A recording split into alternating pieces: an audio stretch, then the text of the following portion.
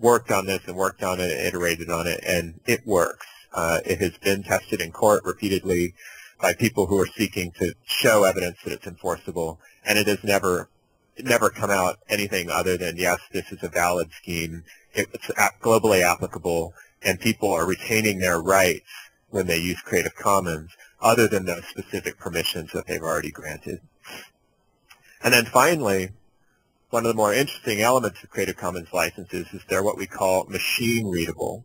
And that means is that there's a bit of machine code that sits behind the license when you mark your work online that allows search engines and any other application to identify the license status of the work.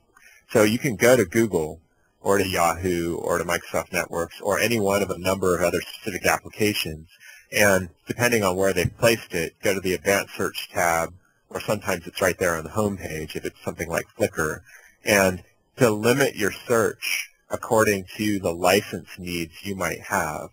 So if you are an educator and you are seeking an image of something that you want to put into a digital piece of work for your students, and you know that you want to license it a certain way, then it would be important that you find an image that's appropriately licensed for that use. And by delimiting your search to only Creative Commons licensed content, and even more to a specific kind of license, it ensures that the image that you're getting back is in fact legally compatible, legally usable by you in the way you need. Okay. And so I just point out you can mark your website, you can mark the works directly. There are ways of machine encoding this information to make everybody's life easier. So you should be on a slide that says some rights reserved. There's a... Yeah, run that. Excellent, thank you. There's a spectrum that Creative Commons has created in terms of rights. So previously, prior to the launch of, really it was free open software licensing that first started to create this gray area. But in content, Creative Commons is the organization that's really brought it forward. And it used to be that copyright was very black and white. You either had all rights reserved, the one C in a circle, or you had no rights reserved, which is popularly called the public domain. And those were your two options. And there wasn't really any obvious way in which people could ask to have no rights reserved or otherwise deposit their work into the public domain.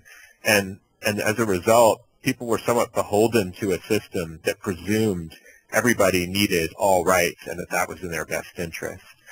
So Creative Commons creates this space between those two and says, well, some people don't necessarily want all rights, and some rights may be a better model in many cases. And it was a reasonable question, would that work? It's an opt-in system. It seems like people are giving up things they would otherwise want. How is that going to work? And the answer is it's actually working really amazingly well. Conservative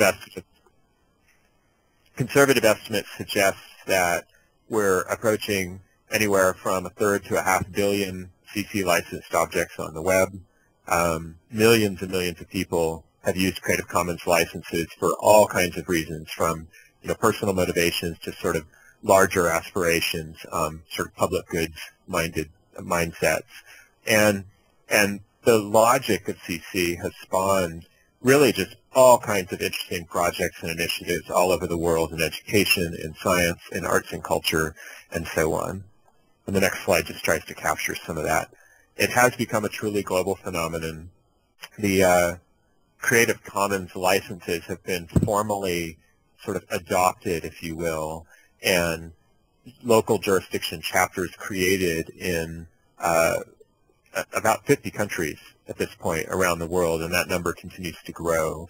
And so it's really quite an interesting phenomenon, and it's generated a lot of excitement about if, in fact, CC licensing and the content within is a standard part of the educational landscape. What does that mean in terms of practice? Right? What are the opportunities that engenders? And I'll kind of just leave that open. We can talk about that later.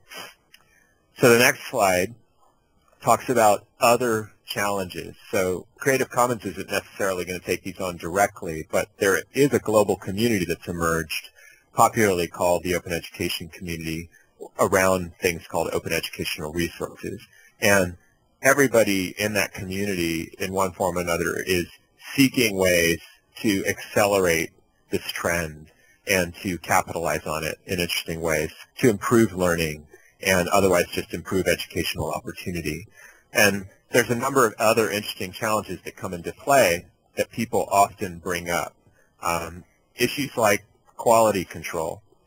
How do we ensure that the quality of material that you find on the web is what we need? That's really completely independent of whether or not it's openly licensed. It's just a question for any kind of information you find anywhere, but particularly on the web. Issues around student privacy, sharing data on outcomes, really interesting question in education that a number of people are grappling with. There's this whole issue of trying to create resources that are locally appropriate and improving on those and using local expertise. Creative Commons licenses feed directly into that and really make localization of resource creation and use quite a bit easier than it would otherwise be, because permission to do so has already been granted. And so that's spawning all kinds of interesting ideas about how you could have a generative set of resources where people understand they don't have to just take them as given, but can actually improve on them, adapt them, and make them most relevant for their local needs.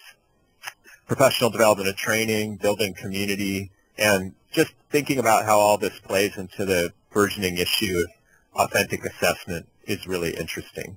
Excuse me for 1 second.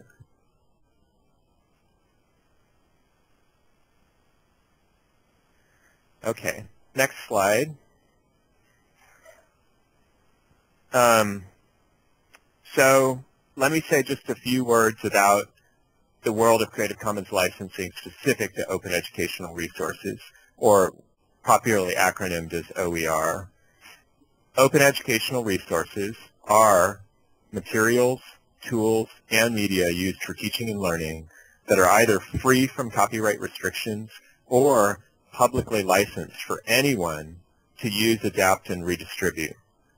The language here, this is sort of a consensus definition that I prefer to use. There's a lot of definitions of OER out there, but this one captures the crucial issue that it's not open as in an open educational resource unless it has some kind of legal quality that gives it that status. And so it's really important to distinguish between open versus free.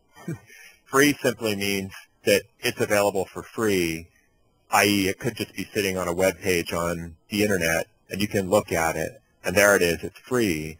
But can you actually do anything with it? Can you in fact share it with anyone? Can you adapt it to your local needs? That distinction is crucial, and you can't get all of those other benefits unless there's some kind of a license involved, some sort of permission has been granted. And then for us, it's really crucial the anyone to use, adapt, and redistribute. It is not a public license unless it is actually available to the public.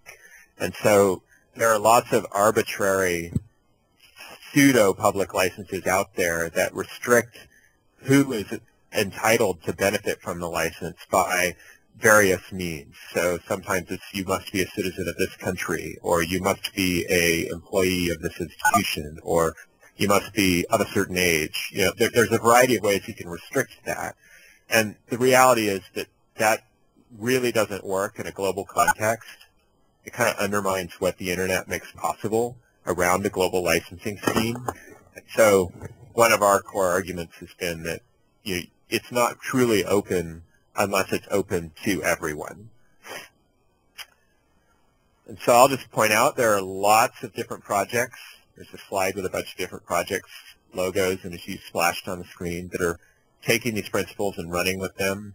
There's a lot of policy work that's come up in the last year or two, particularly in places like Ireland and the UK and the Netherlands and South Africa and even in the United States. I'll show you two tools. There's a prototype tool